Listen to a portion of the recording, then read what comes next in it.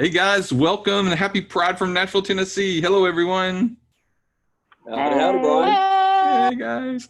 So I'm going to introduce everyone here in a second. But before we start, it's been a rough 2020. Let's just be honest. And while we're in a celebratory month, this month does not come with somberness, especially for our Black brothers and sisters, our Black trans sisters. We hurt for you right now.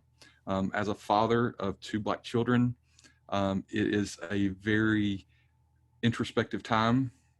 It's hard to even know what to talk about right now, honestly. And the conversations we're having right now, what you need to know if you are watching this today is that we have your back. And while we cannot feel what you feel, know that we stand with the injustice that's going on right now in our world. And we'll recognize a moment of silence for you guys.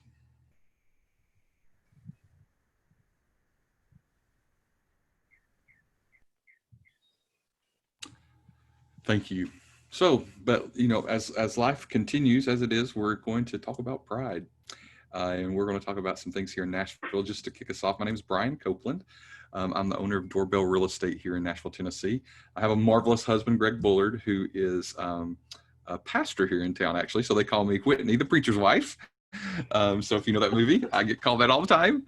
And we have two marvelous children, Micah, who's 8 years old. We have Esther, who is now 6 years old. We've got 3 dogs and 1 cat, and we live on a farm. So that's a little bit about me. So Jessica, tell us a little bit about you. I'm Jessica. I am a lender with U.S. Bank.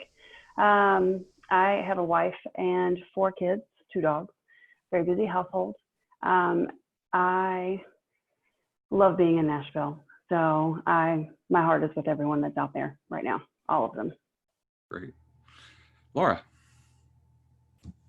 Hi there. I'm Laura Dahl. I'm the owner and principal broker of Music City Experts. Our office is in Franklin, but we sell all over Middle Tennessee.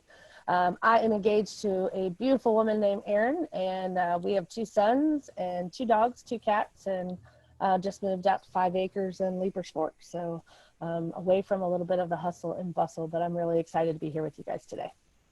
Awesome. Jack. Hey there, guys. I'm Jack Miller. I'm with Parks Real Estate here in Nashville. I'm based actually in Brentwood, just south of Nashville. I've got a husband, Harlan Crossan, who's also part of NAGLREP. And we have 4 kids. Only our youngest is at home now. He's 13. And we have 2 granddaughters. So this seems more like a parenting counseling session than anything today. A little bit. Welcome to the Nashville Old People's Club today. So anyway, today we're going to focus a lot on housing. We're going to talk about housing equality. We're going to talk a little bit about productivity and some things that you guys can actually take as takeaways today as you're watching today. So I want to kick it off, and I want to throw this one to you, Jessica, to start with. What holes are we currently seeing, or what dissonances are we currently seeing in whether it be legislative, anything that we see where LGBTQIF buyers are being hurt, discriminated against, or where we need to help a little bit more? Well, I'll be honest. So I work for a company that's very LGBT focused and driven. We have a lot of diversity in our company, and that's really like our number one thing. So I don't see any sort of discrimination on the home mortgage side with us. However, I have talked to several buyers that have come to me after being with another lender, and they were either turned down or just kind of shooed away based on the fact that they were married to either a male or female, same gender as they were. And so what I feel like we really need to focus on as lenders is, I know for recording purposes, we have to ask, what your sex is, and if you're married, what their sex is. So that should not be something that should be discriminated against. It's not something that should ever be taken in consideration when someone purchases a house. So my hope for NAGLREP is that we can continue to push the legislation, and that, of course, across the board, I hope that every lender will start to do that equal opportunity and really just not focus on, anything other than their financials and whether or not they can afford a home. That's really all that matters.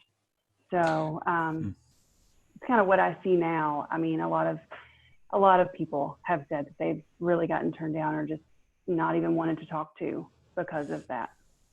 Now, Jack, Nashville, greater Nashville as a whole, Tennessee as a whole, is such a diverse area politically. They always say Nashville is a big old sparkling, glittery buckle on the Bible Belt, and then we're a big purple dot in the middle of a sea of red. Jack, you live and sell in a very, very conservative part of Middle Tennessee. Can you talk, and how have you found harmony between those clients who perhaps see differently than you? Well, first of all, you're right. We live in Williamson County, which is just south of Nashville, one of the most politically conservative counties in Tennessee. But from the standpoint of working with clients, I mean, I don't wear my sexuality on my sleeve, but at the same time, authenticity is really, really important. So, if we've got clients that are asking about my family, I'm always very direct and very honest. I tell them I have a husband, we've got 4 kids, 2 grandkids, just like I introduced myself earlier. And quite honestly, if I had a client that had an issue with that, I'd just rather not work with them. And to be honest, to this date, I've never had that happen with a client. I never had a situation where it got uncomfortable in any way, shape, or form, which has been a real blessing. Now, there may be opportunities that I've missed and just simply don't know about, because I'm gay and I'm out, but no one's ever expressed that to me. And then the other part of that question, I think you were asking about living in this area. This is a very conservative area, but we're also very blessed. It's a very highly educated area. So while, there tends to be an extremely conservative voting bloc, socially, very progressive. I mean, we've got, like I said, a 13-year-old, and there's always a posse of boys at our house. Some spend the night, or he's going to spend the night, and or for this weekend, for example, we're taking one of the neighbors' kids camping with us. So it really hasn't presented an issue, I think, due to the level of education that we have both with our clients and with our neighbors. Yeah, I think that we get a lot of, and we'll talk a little bit more about this later, when people are relocating here, we do get a lot of questions about that. And, Laura, I know that you work, you're in the heart of Music Row. I mean, you're right there in Nashville. You work a lot. I know a lot of your agents, and you have a lot of urban agents. There's been a migration into Nashville and Middle Tennessee from a lot of out-of-state folks. I mean, our numbers are going up like crazy. When you're looking at that piece, are you seeing it being a more affirming LGBTQ group of people? How do you think that's going to affect the makeup of our more urban districts?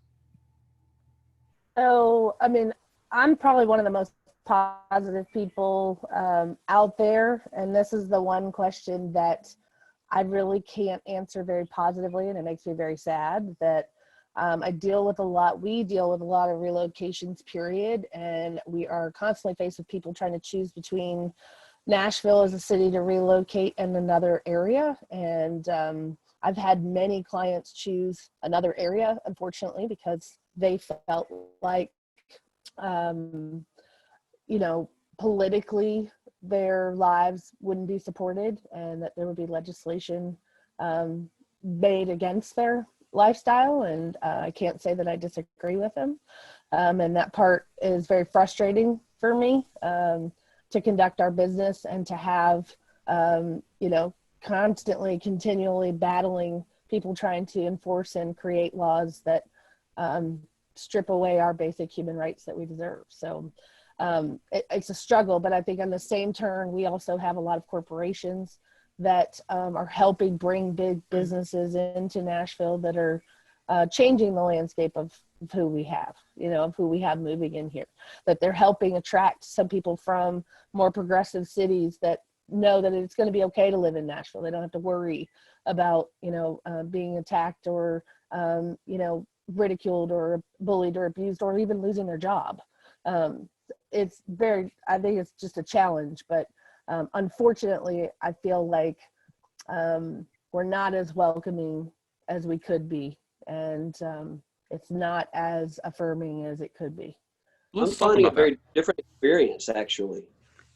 Yeah, I find a very different experience, Laura. I mean, what I do see, what you described, is because I work with a lot of relocation business as well, a lot of relocating executives, and what I have seen is a lot of these relocating executives are coming from much larger markets to a Nashville, which is a mid-market city. And so there is a lot of concern about what they see as the political stance of Tennessee as a whole, and they have a lot of questions about what life is like in Tennessee. I'm not seeing people not choosing a move to Nashville because they perceive it as not being as welcoming or whatever. I don't see that at all. What I do see is a lot of times they have misconceptions about how that translates into real life and living here, being here in Nashville. And they have they've heard a lot of rumors and they have ideas in their head about what it's like living here that simply aren't true. We're not experiencing that. I mean, I just don't see it. So let's talk about that, because I want us to have a role play here. And I want us to talk about how we're talking about to the consumers, because many of you watching this today, you may be sitting in a city like Madison, Wisconsin, which is as gay friendly as they come, or you may be in the heart of San Francisco. Again, we were in the Bible Belt. So let's talk about how we're handling these issues, because I'll tell you, I see your side, Jack. I see Laura's side. I will tell you that, I've had many a California buyer come to me say they're leaving California because it's just too blank liberal. And they want to be in this kind of environment. The odd thing is they know I'm gay. I'll wear it on my lipstick. It's very clear that I'm gay. So they, and they don't have issues with it. So it's this weird yin and yang. So let's talk about it. And I'm going to start with you, Jessica, and you may not have to get these calls as a lender as much, but when you hear people say, Tennessee in January passed this, Religious Liberty Act where, gays can't adopt if they're using, they can't get home studies if they're, those companies can't get funding if they are being forced to work with gay people. We have a legislation about trans rights out the wazoo. When you get that call from someone that says, can we move to Tennessee? Are we going to be hurt? What's the dialogue you have with those people, Jessica? As she leaves the call right now. Not on purpose. There she is. Okay, there she is. Somebody called. So I don't get those calls a lot. You're right. Okay. I will say this. There are several people that start with their lender, and then there are several that start with their agent. So it really is just a pick of the draws, whichever they're going to go for the pre-qualification first, or they know an agent and they get started there. I will say in conversation, I do get often people asking that question, as I know people all over the country. So I have told them what I've always said. I didn't grow up in Nashville. I grew up in West Virginia and then in Kentucky. Both of those were very, very conservative, much worse than Tennessee. Yeah. So to be out there was very just hush hush. You didn't really talk about it, even though my 4 very best friends were all gay. I didn't know I was gay at the time though. So, it took a lot of finding to figure that out. But I tell people often, Nashville is as welcoming as they come. We are no less safe or more safe than any other city, in my opinion. Now, I've only lived in a few, so I can only use my own experience. But based on that as a whole, I see Nashville as very educated, as Jack said, very accepting and welcoming. And for the most part, I don't see that the general population has any issue with anyone in the LGBT family. Brian, Jack, I will come to you next. Jack, I do want to come to you next because I want Laura to go last on this question. So Jack, take that away. Brian, you said something interesting. You talked about, used the example of Californians moving to Nashville. We do have a lot of folks who are moving here from California. And I've heard that same comment made about it's too liberal, but a lot of times I think that translates into too liberal in terms of spending government funds and the way that the state manages funding and taxes. And that's what a lot of times what they're referring to. And so, and I've had the same experience that they're not anti-gay at all. That has nothing to do with it. One of my best recent clients, he's very wealthy and wanted to get out of California, same sort of thing. He said it wasn't for him, it wasn't a welcoming place for business. And so they wanted to come to Tennessee, which they perceive to be much more welcoming, but very gay friendly. So I think there's 2 parts of that. Jack, you and I are good friends. Everybody, just so everybody watching this knows this, okay? We are very good friends. I'm gonna push back on you. I'm afraid what you're gonna say next. I'm gonna push back on you. Jack. Do you think that is a veiled excuse that someone is giving?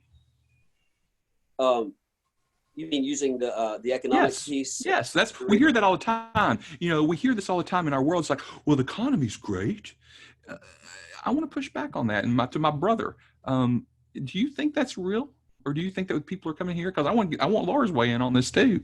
Do you really think that they feel that way when they move here? And it's okay to say yes. Oh, I do think that. I really do Okay. think that. I think there's a lot of folks who move here because they just simply think that, and they see Tennessee as a place where, there's no income tax. Real estate taxes, although going up in Nashville proper, are still some of the most competitive in the country. Utilities, just cost of living as a whole, although it's more than it used to be in Nashville, like most places as we've grown, it's still extremely competitive compared to other places. So I do think that's a big part of it, is the economic piece. So yeah. Okay, Laura. Same question. You might have to repeat the question because I'm old and No, it's okay. I'm We were talking about when people what they just said. So when people call you up on the phone and say, "I've seen this legislation, this anti-trans legislation, this anti-gay trans legislation. I've seen these things come through, and my job's moving me to Nashville, or I have a chance to go to Asheville, North Carolina instead."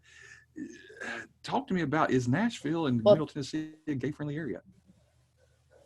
Well, it's funny that you mentioned that because, again, my experience, I've lost 6 clients to Asheville in the last year, easily, since January. Okay. So my experience is a little different than Jack's. And, I can't combat that. I can give all of the statistics that Jack just talked about, why Nashville is a great place to live, because I chose it as my home. I reap a lot of the benefits of no state income tax, etc., and amazing schools, whatever. But at the end of the day, can I say that our legislature is not creating laws and passing laws that hinder us? And I can't, and I'm struggling with that. Thank you for being honest with that, because I think that we got to have different perceptions on these kind of calls, because if all voices aren't heard that represent, then we're not doing our job. Because I can only share my experience, and I'm trying to be more of a moderator here, but the way I approach this is, I live on a farm in the middle of a very rural area in North and East Nashville. My next door neighbor, when we moved in, my next door neighbor had deer hanging in the tree, drying out jerky. He is a huge collector of guns. He fits every stereotype that would scare the living crap out of you. So we decide, we have our son at this point, he's a year old, just about a year, and we bring a photographer in, and we're dressed fully gay. We're dressed in matching outfits. We got matching shirts, and we're sitting under this big tree with a photographer. And here he comes with a gun over his shoulder. We've never met this man before, ever. And I'm sitting here going, this is the deer jerky man in the tree. This is going to be ugly. Because once he sees that it's just 2 guys with a baby, it's everything I feared in life about where I live. And he comes over, he watches the picture being taken. As soon as it's done, he comes over and goes, "Man, I love your family. It's so good to see you guys. And I just love this. I am so excited you guys are our neighbors. We're having a cookout, and I'm having all my friends over here. We're having a bonfire, and we're cooking a pig. Won't you come over and eat with us Saturday night?" Well, we were taken aback. And this man who politically, let's not talk national politics, but it's very clear where he's voting, very clear everything, would take a bullet for us. And we go to his big bonfire, and still this day now, 7 years later, when the tornado comes through, here in Tennessee, we got to deal with tornadoes. We leave our back door open for him, so he and his wife and kids can run to our basement. So individual stories matter. When we look at the synthesis of things, when we say, what's the overall feel? Laura, I mirror your experience. Jack, I hear your experience both. But we have to share our own stories. And I think this is a learning lesson for those of you watching who are selling in this area or selling in conservative or mixed areas, is you have to share your story and your truth of what you've experienced. And I always say that Tennessee, we need people to come in and be a part of our change. And the more, and I had one person tell me who's in real estate, and he said, you know, when you start, we can be in liberal areas of the country and start talking about, you know, justice and all this stuff, but when you are a gay person in the South doing it, those are the people I really want to hear from. So, you know, we're not going to agree on this and where we stand, but, you know, part of this is talking about Nashville and Middle Tennessee. And if you come to Nashville, if you refer your clients to anybody here, her as a lender, Laura as a realtor, Jack as a realtor, they're going to be taken care of well, and they're going to find a place of a great place to live here. So anyway, my soapbox for that one. Let's talk a little bit now, shifting gears about, and I know not everyone on this call today is in this place, but have you ever found yourself in a place where you found yourself going back in the closet with a client? If that answer is no, fine. If that answer is yes, fine. But I want to talk about also, if you don't have an answer to that, how would you advise someone who's not as comfortable with their sexuality or their gender identity? How would you encourage them? And Lauren, we'll start with you. Well, I'm glad you picked me first because I had a lot to say about this particular question. I lived, you know, I've been in real estate 21 years. I sold in 3 states, Virginia, South Carolina, and here in Tennessee. And I lived a majority of my adult life in the closet, living a lie. Married to a man, had 2 kids, everything I could to not break my mother's heart. And I grew up in a very conservative religious household, and I felt like that was the only option for me at the time. So I spent a lot of time with clients hiding who I was, even after I got divorced and after I started living a more authentic life. I still found myself reverting to what was comfortable for me, what didn't risk having a client, what didn't jeopardize maybe a sale. And now that I'm, you know, much older in my life, you know, I'm 44. It took me a long time to get to that place where I felt comfortable doing it. But now, just like Jack said, you know, I don't necessarily wear it around my neck every day and tell everyone that I meet that I'm a lesbian. But if I'm asked, I won't hide who I am and who's in my life. And I think there's plenty of business out there. And I think that you owe it to yourself to be authentically you with your clients. And like Jack said, if they have a problem with it, then they can go work with someone else. And you can replace that client with 5 others that will love you for you. So be you, celebrate you. And, you know, you're going to find that you're going to have more authentic relationships with the people who choose to work with you.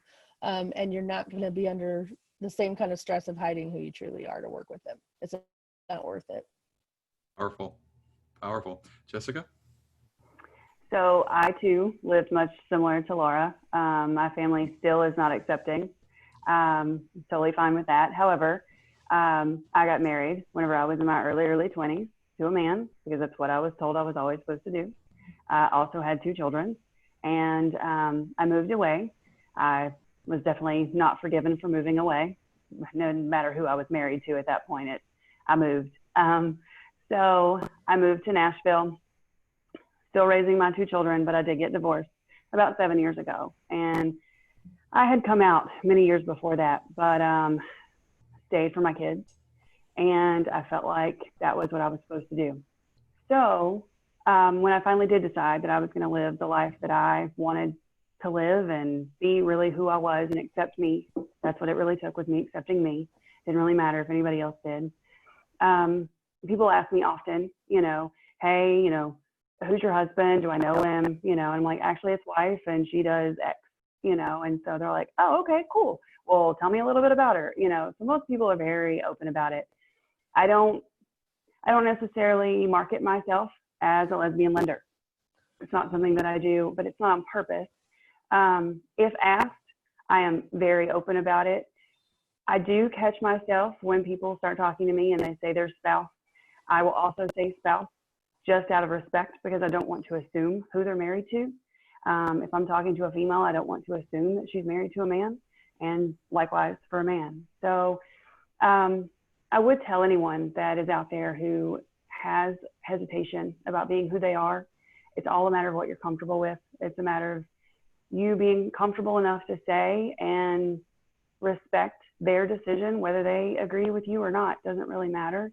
A sale is a sale, but a relationship is much more important to me than a sale.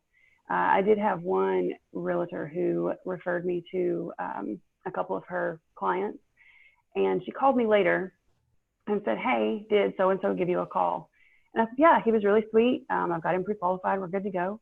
And she said, "Well, I'll be honest, he picked you because you're gay. He really loves the gays." And it made me laugh. Straight man, but she's also a lesbian and she's out, and he just prefers to work with people who are in the LGBT family. Didn't really matter to him, and that, I don't know, it kind of warmed my heart, just because, I don't know, why not choose me because I'm gay?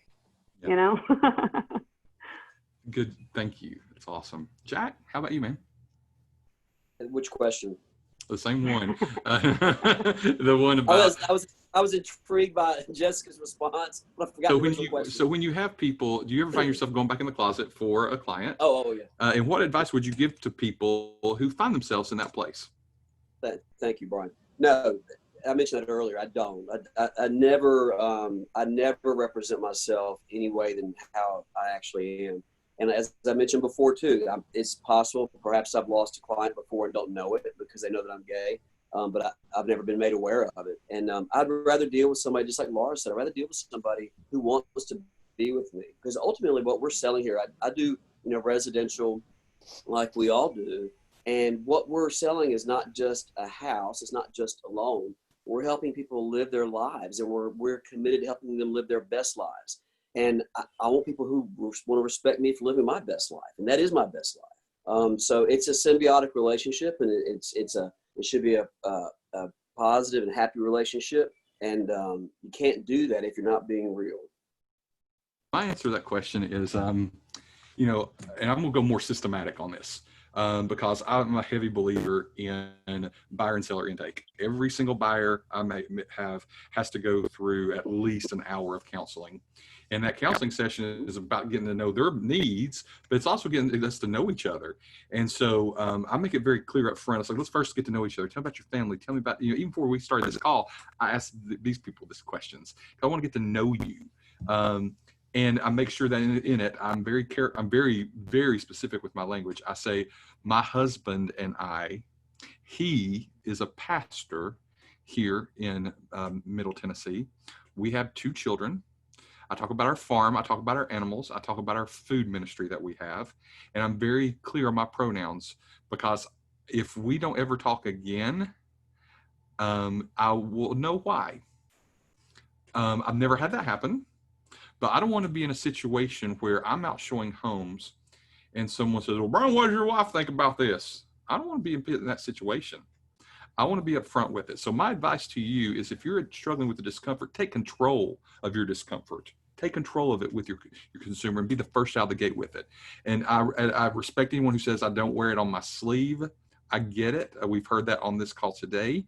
We all are in different journeys of life. For me, it's about putting it out there quickly and letting people know who you are and who they're working with. If they don't like it, then you give them what I call the social enema and flush them out of your life, because you don't need that hate in your life. Okay.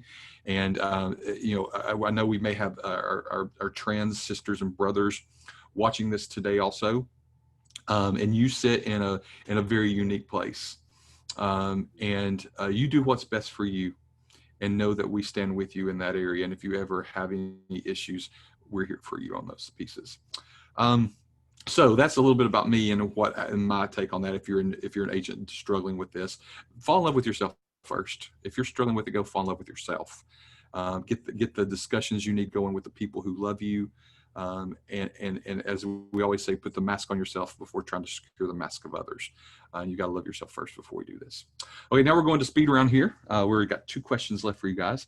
And the next question is going to be strictly on just productivity and tools and everything, okay? And this will be in 30 seconds each. So I want to keep this really tight for us. And I want one way that you do the following, and hopefully you have this in front of you because it may be hard to remember. And I will start with you, Jack. The way you attract LGBT buyers, attract LGBT sellers, and I hope you'll say something about your development.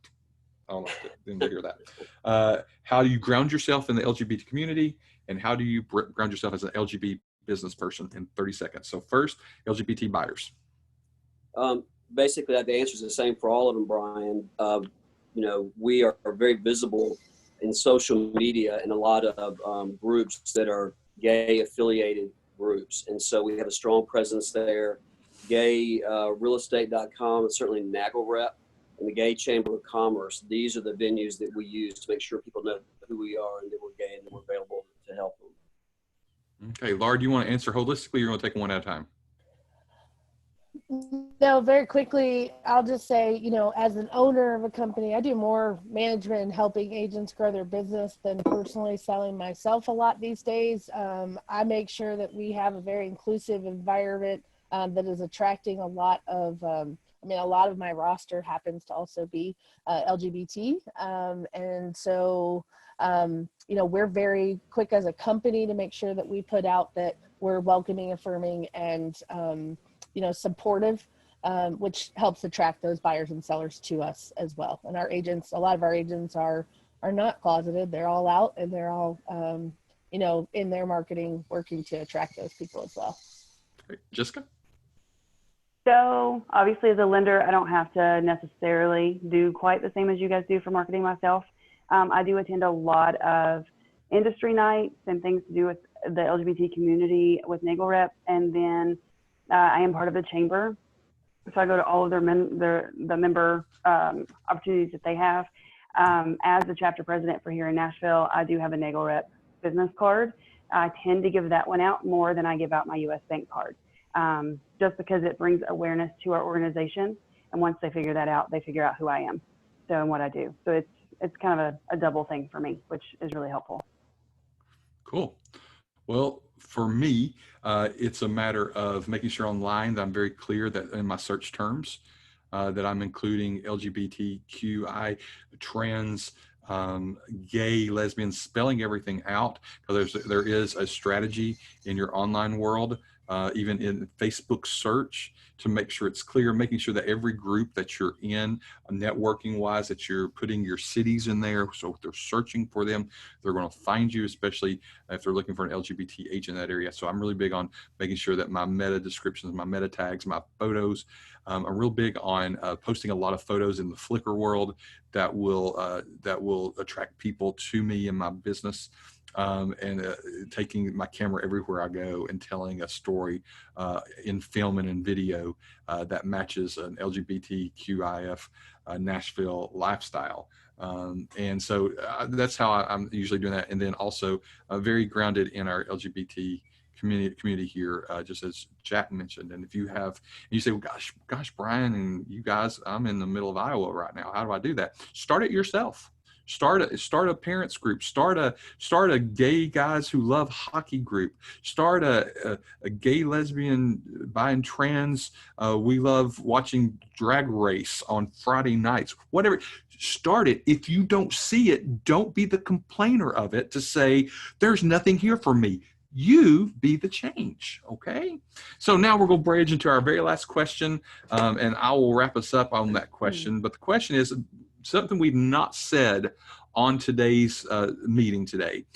What is one thing that you haven't spoken about today that you'd encourage everyone watching to do this month to serve someone in the LGBT community? Laura. Oh, I knew you were coming to me first on that one. I hadn't even processed the question yet. What's the one thing I can do or one thing I can advise other people to do? Have other people do and yourself to serve the LGBT community. Yeah. I mean, right now we're all hurting. Everybody is hurting in a lot of ways. And my advice is just reach out and truly ask and listen. How can I help you today? You know, what is it that you're experiencing? Because just like from this call, Jack and I have a very different experience, and we need to ask, what are you experiencing? What are you going through? How are you hurting? And how can I help? Period. I mean, that goes across everybody. Jack. Actually, very similar answer to Laura. When you asked me that earlier, I thought about it.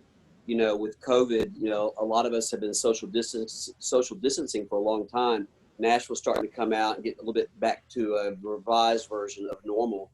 And over the last few weeks and couple of months, what we've been doing, and particularly now, is looking for gay friends that we know either here locally or maybe through social media. They may not have a spouse or partner. They may not have a family that they live with. They may not even have a roommate. But look for people who maybe feel particularly isolated and reach out to them and make sure that we're thinking of them particularly now. So I think just reaching out, like Laura said, is very important. Great. Jessica? So I would encourage you to be kind. It's always my thing. You really don't know what anybody else's struggle is. You don't know what they're feeling or what they're thinking. You don't know what side of the fence they're on, or if they're even on that fence. Maybe they're on a different fence than you completely. Educate politely. Talk about the feelings and the things that are happening in our city right now and in the country as a whole. But don't judge. Be kind. All right. And for me, I look at it as a very practical approach. One, vote. Get out there, research the candidates, volunteer in their campaigns, give money to their campaigns, whether it be $5 or $10, that are going to stand up for the equality of all people in our community and in the Black community and in the trans community and all communities that we are attached to. So that's number one for me. Number two is get involved in causes that can show your pride, that can help others. You know, as I said earlier, we run a food pantry that feeds over 400 families, most of those LGBT. How are you involved in the giving back of this area? And then, of course, invest money into the organizations that care about your causes, the ones that are fighting for social justice, that are giving legal action where they need to be, and of course organizations like NAGLREP that are helping connect realtors and real estate professionals and lenders with the greater community. Those are very important pieces for us all to see here. So as we wrap up here, first and foremost, happy Pride. On behalf of all of us here in Nashville, Franklin, Brentwood, Hendersonville, Robertson County, Sumner County, all these different areas that make up this area, happy Pride. And on behalf of all of us, have a great day. Bye. Bye. Thanks. Bye, guys.